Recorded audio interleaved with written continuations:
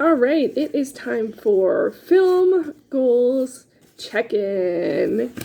Hey everyone, it is Shannon, and I'm super excited to be here today and to share with you this video. This is going to be my film goals check-in and reflection for how things went for the second quarter of 2024. So that'll be for April, May, and June. So I'm going to share what my goals were, how things went, both in terms of the numbers and how it felt like things went. I'm also going to share some favorites for each of the categories of films that I watched and what I learned, because there was a lot of learning this quarter or season. There was some learning going on.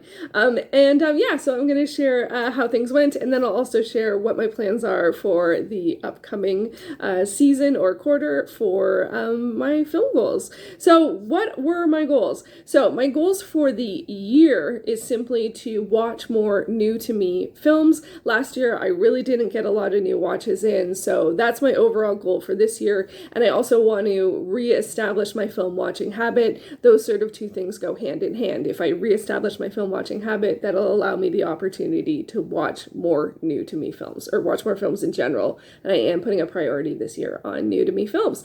And so the goal for this season, for quarter two of April, May, and June, I actually did something similar. I did the same thing I did for the first quarter, which is I picked 3 different categories of films, and I worked towards watching films from those categories. The goal that I forgot to actually specifically state this, and I wasn't tracking this as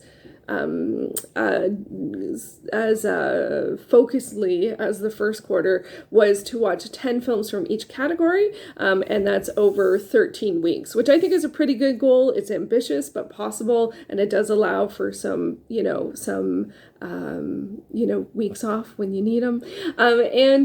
So I did do the same thing for this quarter. I picked 3 categories of film, and I didn't state that I was going to try and watch 10, but I think that was sort of the goal, and even though I didn't state it. But anyway, so I picked 3 categories of film, and that was the aim, was to watch mostly new to me films. There was a bit of a caveat in this one. Anyway, the 3 categories of films for this season were science fiction films, trilogies or films in series, and then the third category is Fight the FOMO, which is watching new or newly available films when something or anything that catches my eye. So if it's a new release and I'm interested, if it's newly available on streaming and I'm interested, if I've never heard of it before but I saw the poster and I'm like, hey, that looks good. Or if it was one of the things that happened for the Fight the FOMO was films that were on last year's most anticipated list that became available on streaming also were ones that I was really excited to see. So basically, it's instead of waiting to feel like you've missed out, jump in, enjoy the film, just don't think too much about it. If I'm excited about it, jump in and watch it. So that was the 3 categories: science fiction, trilogies, and Fight the FOMO. So how did things go? Well, I'm going to start with Fight the FOMO, and I will say overall, this one felt really great. I really enjoyed being able to pick something almost in a weird way at random every single week, or every week that I was watching film. And I will note that I specifically added this category because at the beginning of the year, I had noticed I was very, very dedicated to the 3 categories I picked. So I left behind the opera. So I saw new things come available, and I couldn't watch them because I felt so dedicated to my categories. So I added this category to allow room for something that I was feeling like I was missing out on. And now I don't feel like I'm missing out on it because I'm doing it. So it ended up really working out. From that perspective, I ended up watching 7 titles for this film, for this category. So I didn't get to 10, but I did get to 7, and a lot of them were new releases. They were primarily things from either this year or last year. So I watched them like the first week or 2 that they became available on streaming, or they were from my most anticipated list of the year from last year, or every once in a while it was just something caught my eye and I'm like, I think that's I've heard a little bit about that, and that kind of feels a bit zeitgeist, and I thought I would give it a chance, and I was like, okay. And what I will say that was one of the most interesting things about this category was that even if I didn't enjoy the film, like even if the film was only sort of like a 7 or a 7.5, or I liked elements of it, but I felt it was like lacking here or whatever, even if I didn't love it, I loved watching it. I enjoyed the experience of watching something. I enjoyed the experience of watching something before, like looking at reviews or or being impacted by reviews and just being like, hey, I think that looks interesting. I am going to watch it. And in a lot of ways, for me, that's actually all I really need. Like, as I do like to hear other people's opinions on stuff, but I like to hear that after I've actually watched the movie myself. And I feel like I didn't even realize how much I had been impacted by negative reviews, even if they were from like just like ads, like even like not even like, I don't guess, because there's not really negative reviews from ads, but like negative responses on social media, even if they weren't from someone I was actively following or actually cared about their opinion. And I'm like, I should not be impacted by that. I have been watching film a really long time and I know what I'm interested in. And I really think in the past couple of years, I have been, I've been like, oh, there wasn't very much buzz on that, so it probably wasn't good, or oh, there were some negative reviews on that, so I don't want to watch it. No. I know what I like. I know what I like. And also for me, it's easier, like it's more engaging to have conversations about film after I've seen them. So if I've watched something, then I feel like I can engage. Whereas if I hear just like I generally don't read in-depth commentary until afterwards because I want to experience the film myself first. So to do that, I have to watch the movie. So anyway, it was a really interesting experience because it really allowed me the opportunity to trust my own instincts, and I actually ended up really enjoying the vast majority of the films. Now, I will say I didn't have any big stinkers. So there wasn't any film that I turned off or any film that really rubbed me the wrong way. So I will say that also that might be saying something. Maybe I tend to choose the movies that I like. I don't know, I don't know. Anyway, so I'm allowing for the opportunity, the experience might have been different if there was something in the set of films that I really didn't like. That is a possibility. As it turns out, that didn't happen. And there were some films that I didn't love as much as others, but I also feel good about sticking to my guns in terms of the types of films that I like. Like I watched like urban fantasy stuff or book to film adaptations. Like I watched both Renfield and Lisa Frankenstein, which are from this year and last year, and they're both adaptations of Dracula and Frankenstein. And I think I said in my most anticipated films of the year last year that for me, adaptations of those two works are something I'm always going to watch. I'm always interested in them. It doesn't matter if the reviews are good, bad, or indifferent. I want to watch them. So I did, and I thought I really enjoyed Renfield. I think I talked about that one in a previous video. It is quite gory, so there is that. And Lisa Frankenstein, it wasn't a favorite because the comedy is quite dark, but I really enjoyed the take on it. It's set in the 80s, and it very much like sort of feels like, I don't love comparing films to other films, but it sort of is a weird combination, I think, of like Heathers and Weekend at Bernie's, I think. I haven't seen Weekend at Bernie's, and so I really shouldn't compare it to that, but that's sort of just the vibe that I got from it. But I am glad that I watched it. I'm really glad that I watched it. And so I think it was a very successful category, and I'm really glad that I did it, and it really worked out. And I did watch 7 films, as I said, and I did overall the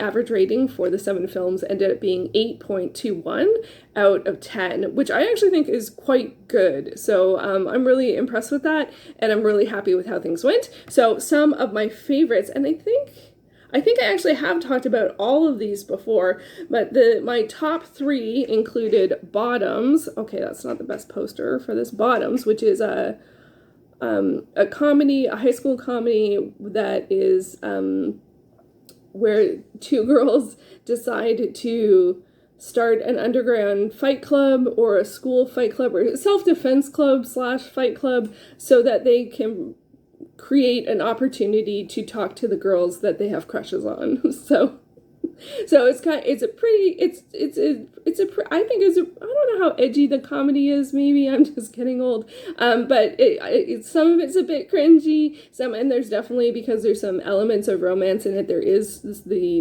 miscommunication trope comes up, but overall, I loved it. I thought it was a lot of fun. This was my big Zeitgeist pick. I didn't know too much about it, and I thought, oh, that looks, I've heard a little bit about this. It looks kind of interesting. And it was on a couple of lists, I think, that I had, and so I gave it a shot and really enjoyed it. That one was from, I think, last year or maybe the year before.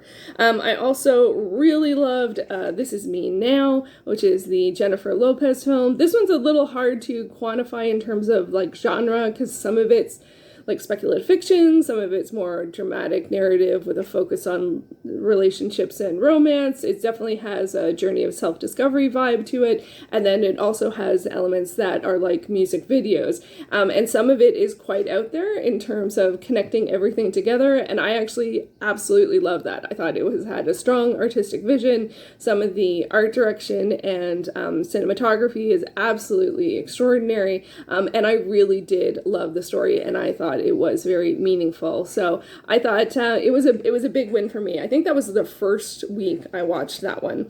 And then my favorite of the favorites was My Animal. This is a Canadian sapphic werewolf film, and it is definitely with art house vibes. There's a lot of amazing tension in this one, and I thought it was extraordinary. This is another one that was 80s set. We get a lot of 80s set stuff these days, and it's set in Ontario, small town Ontario, maybe North Ontario somewhere during the winter, so the snowbanks are like taller than me, and the lead, she works at a hockey rink. It was really great. I just enjoyed it so much. And I did talk about this one before, and it was on my last year's most anticipated of the year list. And so I was thrilled to see it become available on streaming. So I'm glad that I took the chance, and not took the chance, I took the opportunity to watch it. So that was really, really, really wonderful. So Fight the FOMO, it really worked out. I'm thrilled that I created a category that filled a need or a want from the first quarter of the year, and I think it ended up really working out. And I think, an 8.21 rating out of 10 on average, I think that says something. So I'm really happy about that. Next up, we have my more of a challenge or category, which was trilogies or series. Initially, my idea was trilogies. I wanted to watch some trilogies where I had seen part but not all of the films and finish them off. And part of the reason behind this was to finish things off, especially when all of the films were available on streaming, because I don't want to have to buy the third film in a series that I feel like I'm not sure if I'm even going to like it or want to own the whole series, but I still want to watch it all. So that was sort of the idea, and I had a whole list of trilogies, and I had a couple of series options, and I even thought maybe I'll do some like original film and remakes or something like that. So that was the idea overall. So with this category, overall, I did watch 7 films. 3 were rewatches as a part of series, and then 4 new films. And I did finish 1 trilogy. I also caught up on 1 series. I did do 1 sort of creative 2-parter thing, and then I did have 1 series where I watched the first part but didn't end up having enough time or getting around to the second part. So this one was a bit more lukewarm on the results. I only watched 1 trilogy in the spirit of which the challenge was created, and the rest of which I did sort of creative interpretations. And this was because this one was not feeling good. I just very early on, this was a thorn in my side, and it wasn't working. And part of the reason why I included it as a challenge was to try and figure out what's going on. Because, I am someone who loves watching series. I'm someone who so routinely would do countdowns in anticipation for new releases and just look forward to watching the next in series. And I would do it all the time. And I don't know if those videos I did have some, I don't know if I started on my older channel. So this is also something that I feel like I've done forever, and I kind of have done forever, but I have not successfully done in the past several years. And I'm very confused at that, especially when things are available, like an entire series is available on streaming. And some series, at this point are getting pretty long, like at 10 and 20 films. So there is that. But I thought trilogies would be a good way to warm up and warm into this. But it ended up being a huge challenge and like a problem. Like I just was not feeling it. So, and I feel like I did finally eventually crack the nut on why this was a challenge, because I was just feeling so unhappy. Even the first set of Trilogy, the first film, that went well. And then when I was watching the next film, which was like I hadn't seen before, I was just very unhappy, and I just continued to be unhappy. I was as I was working with trying to fit in and figure out and how to do this thing, and I came across the light bulb went off. The challenge was with series is it predetermined what I was watching. So no longer was I spending a day, because I usually spend one day of the week watching movies, where that's primarily what I'm doing. And so no longer was the day open and I could watch whatever I want, whatever matched my mood or matched my feeling or was newly available or I had been looking forward to or was the next in series or whatever. Like with the first season, for the first quarter, it was great. I had the categories, but every week when I sat down to watch movies, I could choose anything. I had so many options, and I could try and work things together or have things be very similar or have things be very different. It was all very open. But when I started working with series, I had one title with a predetermined genre, running time, and tone. And all of a sudden, everything else, like the other movies I was watching on the same day, had to work with that. Even if it was just running time, right? Because the movies ended up being a bit on the longer side at 2 hours and 2.5 hours. I'm like, that gives me less time for the other titles. And then the first series I picked was science fiction. But one of my categories is science fiction. And I was like, I actually don't want to watch anything like similar in the science fiction category that's similar to the series I picked. So I had to pick science fiction titles that were shorter and didn't have any correlation. And I was like, wow, this is not working for me. And I realized that this happened to me with, if you've been around the channel for a while, this happened to me with stacking the series, the reading challenge for stacking the series. I came across the same thing. It was a year of reading particular series, and some of those were quite long. And what ended up happening was I realized I don't like determining what I'm going to be doing for weeks and weeks and weeks on end or months on end. And that even with 3 weeks with one trilogy, I ended up being miserable because I was like, I have to work around this other title. I picked this series. Now I could have decided to watch one series in one day or something like that, but I tend to pick one per category, and that really works for me. But like predetermining what I'm choosing for weeks on end doesn't work for me. I actually don't love this, but I think the truth that I know now is that I have to be flexible to choose on the day something that matches my energy, my mood, and I hate to say it, like my comprehension level.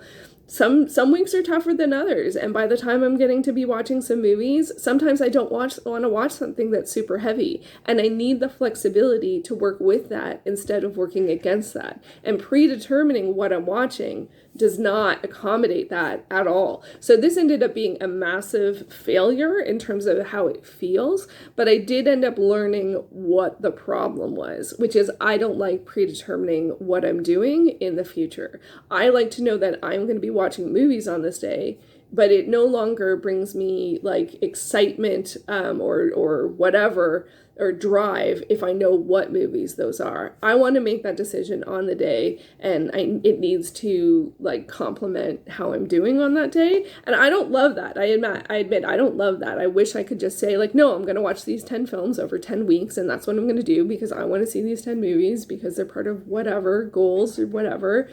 It doesn't work. doesn't work. Being locked into it does not work at all. And it greatly impacted the choices that I made for the other films that I watched. And that really, really got me not happy. It didn't impact so much the Fight the FOMO because that was sort of open, but it really greatly impacted science fiction, which I'll get to in a second. But one of the weird things about this is that, so that's how I felt. I felt like this felt like a 2 out of 10 in terms of the success rate, in terms of how I felt about it.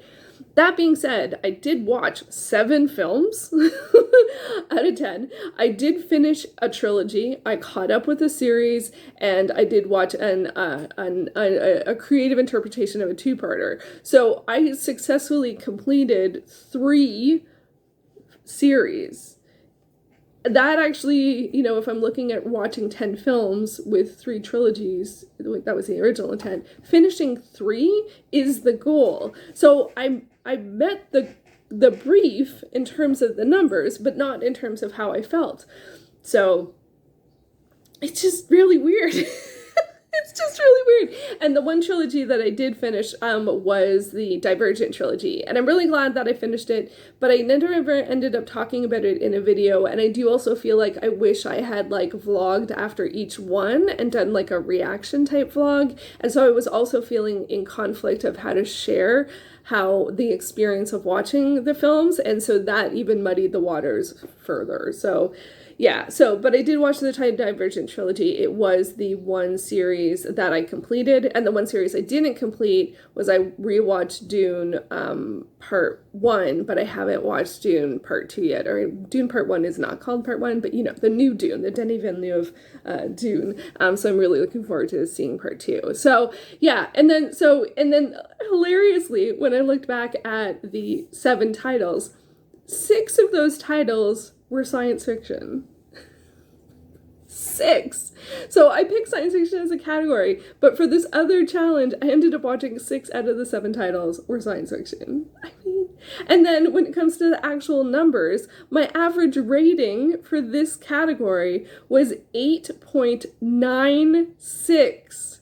The average rating was almost a 9 out of 10. So the films were amazing, generally speaking, but or really good, subjective.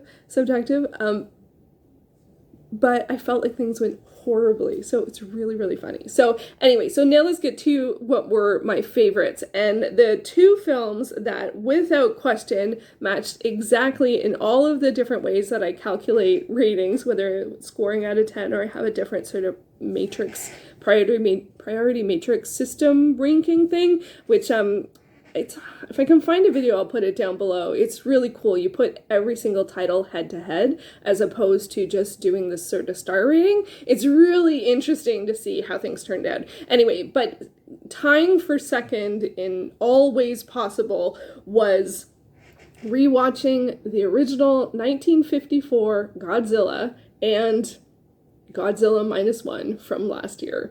These 2 films were so good. I love Godzilla. I love the original film, and they're both great films, and the original Godzilla is a great film. A lot of the sequels and stuff in the series are more sort of, I would say, in the fun category, but the original Godzilla is an excellent film.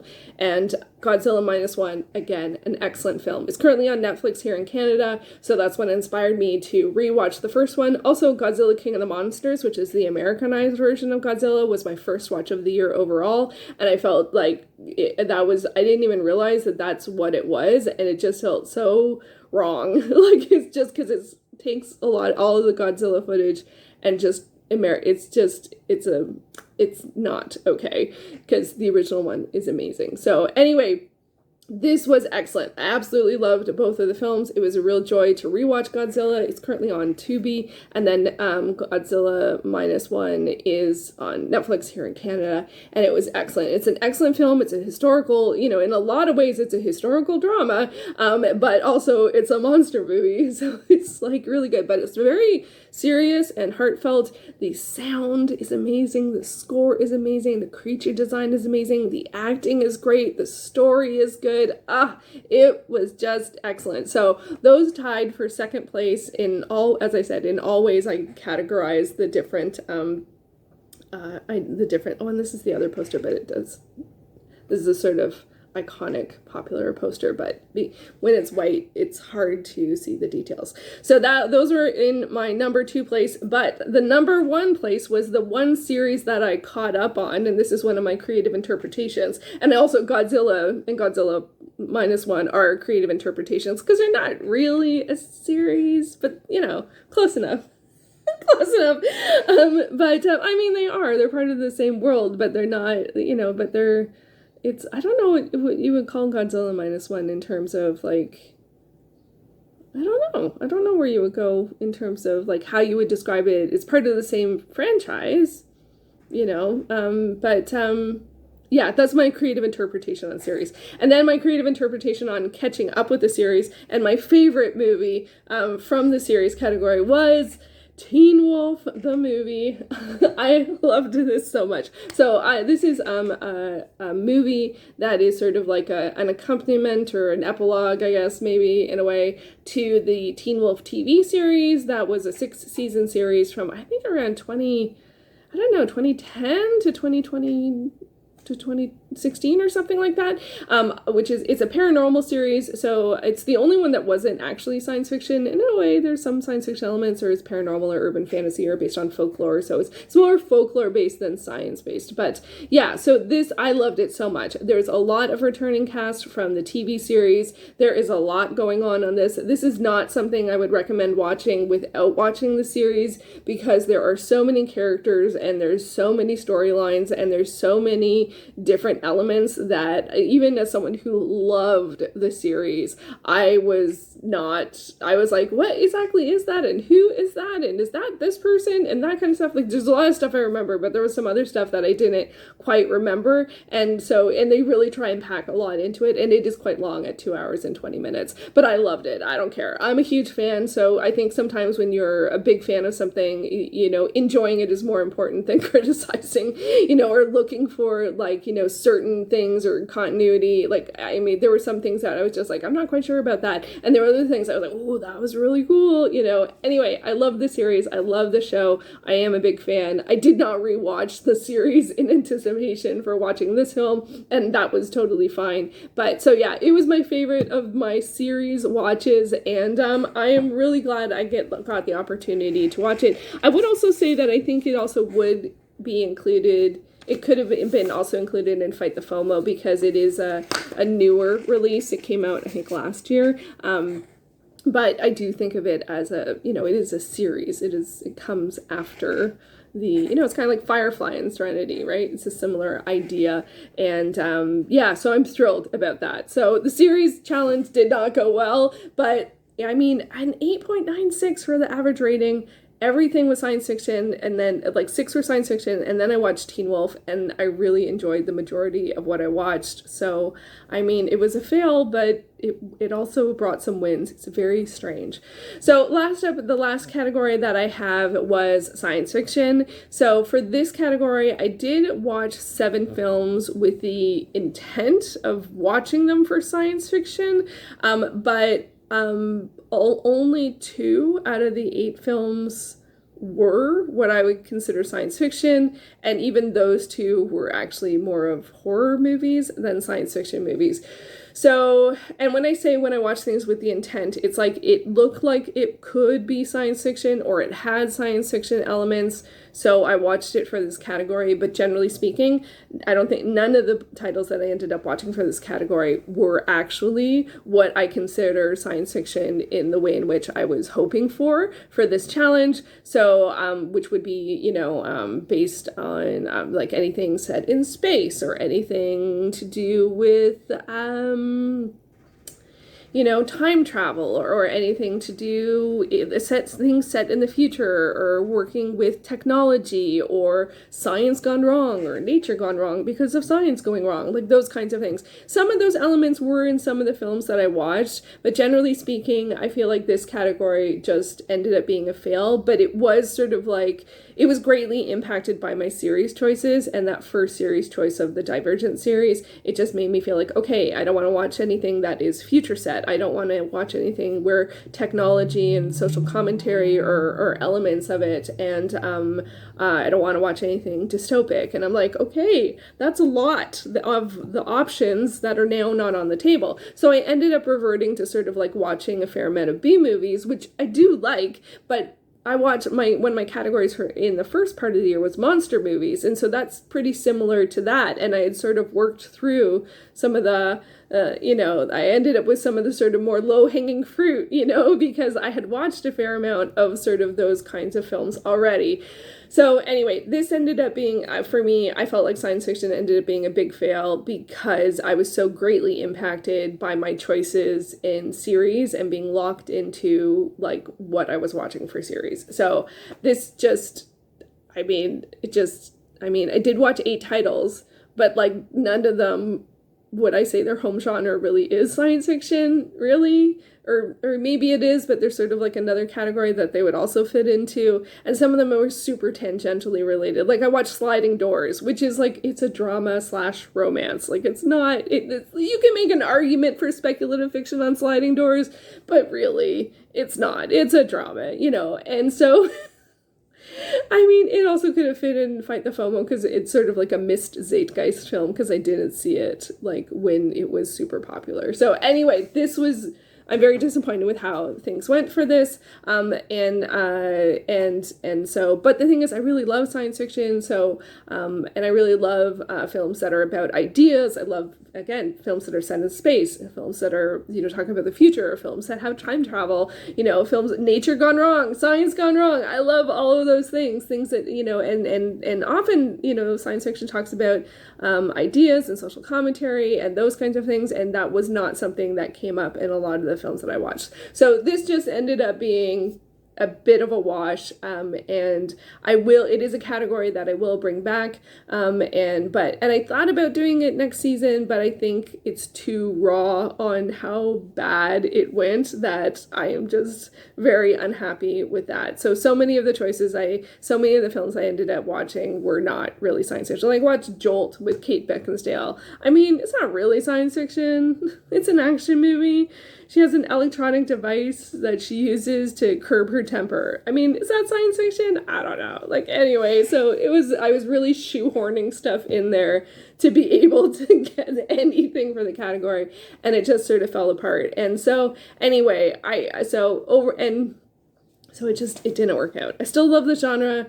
But I just ended up not watching things that were sort of the intent of the category, and therefore it ended up feeling not so great. The overall average rating for the films that I watched in this category was 7.63, which is the lowest out of the 3, but it's not that bad because I do feel like I did watch a fair amount of B movies, and I do like B movies. I do rate them. It's very rare a B movie will get over an 8, and most sort of get 7.25 or 7.5. But that really, if it was like a mainstream or an A-list movie, a 7 B movie would be an 8 B movie, or a 7.5 would be an 8.5. And I don't feel like that's super fair of me to rate it that way, but I also know that that's the truth of how I tend to rate B movies.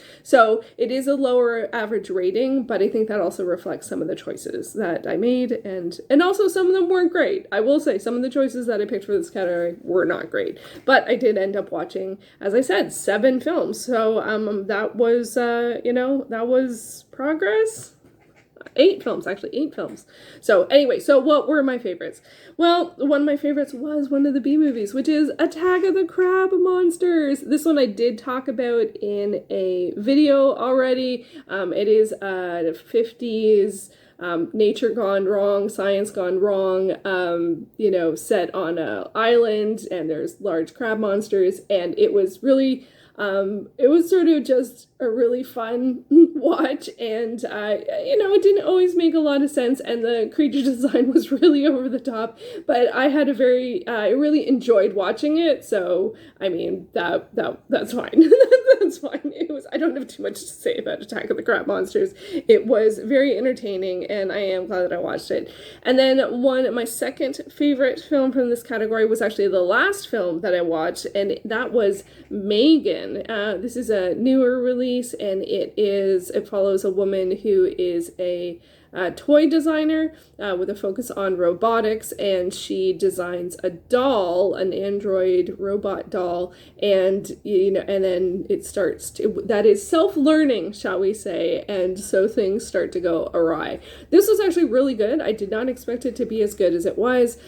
It was a little different than I expected it, and I will attribute that to the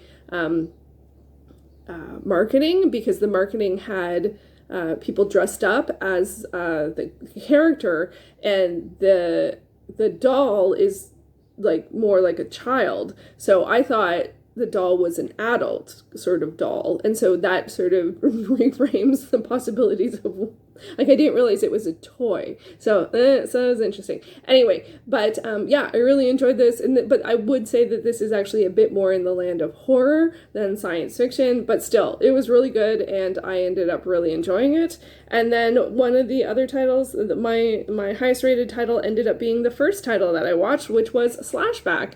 And I did talk about this in a previous video. This is a Canadian Indigenous film centered on a bunch of girls that see something that's a little odd, and then they have to sort of take care of their community because all of the adults are off and busy doing something else. This is a great story. I really enjoyed it, and I was really, really happy to see it. I think it was on my most anticipated of the year, either last year or the year before, and it was a really good film, so I really enjoyed that. So as I said, I watched 8 titles.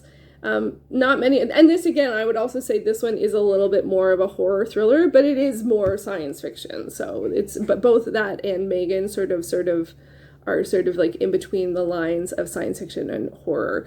So yeah, so science fiction, it didn't do well. I would bring it back for another season, but I'm not going to do that right away. So overall, I think, like, things actually, when I look at the numbers, things went well. I watched 7 to 8 titles per category. I had a lot of extra stuff going on this season, so I'm not surprised I didn't get to 10. I also did watch 6 films that were not part of any challenges, because there were some times I just was like, I just need to watch anything. I'm too tired. I don't want to have to plan. I don't want to have to, like, make everything work. That was tiring. Like, literally, the series part was stressful and tiring, and I there's a reason I don't do it. I will say that I did learn that with the series, I figure if I do want to try and do that in the future, I'm going to watch those movies not on the day that I normally watch movies. I will pick a different day or night of the week, and that'll be like my night to watch a series film, and then so I can still have my one day where I watch movies, and so that they don't have anything to do with each other. I think that would be a pretty good way to go. So, but as I said, I did watch 6 movies that weren't part of any of the categories. So overall, I did watch 25 new to me movies, and I did have 3 rewatches that were part of the series challenge.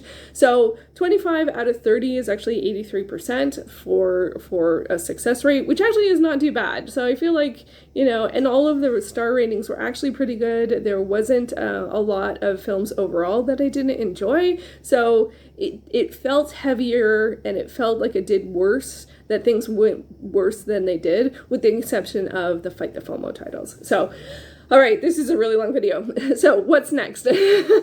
So very quickly, I have decided on my 3 categories for July, August, and probably September.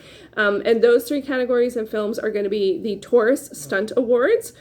So these are, and it'll be anything that I haven't seen, whether it was a film that won or a film that was nominated. And I am going to give a priority to the categories of Best Fight and Best Second Unit Director or Best Stunt Coordinator and Best Specialty Stunt.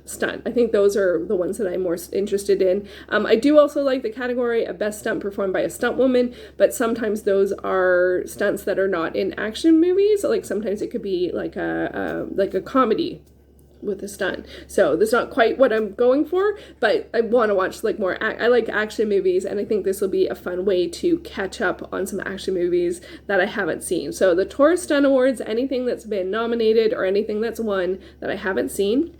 I'm also going to watch music films. So this could be a concert film, this could be a documentary, this could be a full-blown musical with singing and dancing. It could be a narrative film that is based on any type of where the setting or the protagonist is involved in the music world. So it could follow a musician, a singer, a rapper, anything like that. And there's also a fair amount of biopics that are out in the last little while that are centered in the world of music. So that's going to be my second category. And then my third category, I am going to stick with Fight the FOMO. I am. I think that it went really, really well. And I think I already was thinking about like when I'm going to watch next week. And I'm like, I feel like if I picked a third category that isn't Fight the FOMO, then I will miss out on stuff that I want to see. So I'm going to stick with it for 2 seasons in a row. I don't know if this is a good decision or a bad decision, but it is the decision I made. And I am going to have like a bonus or a caveat that if there's nothing that's quite fitting each one of the categories, but particularly the Fight the FOMO category, if there's something that's not fitting that category for that week, then I am going to try and watch an international film. I did really miss watching films from like the whole world. Like most of what I watched in the second quarter was North American, and I really missed out seeing films from different countries. So I am going to try and fit some international film in there. Again, I don't know if it is going to be asking too much to try and add a third element. And I think it won't. The Tourist Stone Awards, there's only a couple of international films that are included, and music films, it could be, I don't know. Yeah, so Fight the FOMO, and if there's nothing that's really sticking out for me for this week, watch an international film. So that is what my plans are, and that is how things went. I apologize, this is probably my longest video ever. That isn't a vlog, so if you stuck with me all the way to the end, thank you so very much. I really appreciate it. And yeah, here's to more good films in the future, and hopefully some less stickiness. This last season was kind of sticky, so hopefully this next one is a lot smoother in terms of choices and enjoyment, and a lot of things to look forward to. So I hope that you are doing well. I hope that you have been watching some good movies. Let me know how your film goals are going for the year. We are halfway through the year. I think mine are going okay. I think things are doing okay. The numbers are better than the feels, but sometimes that happens, and maybe next season both will feel good. So there we go. Thank you so much for watching, and I'll be back soon with another video.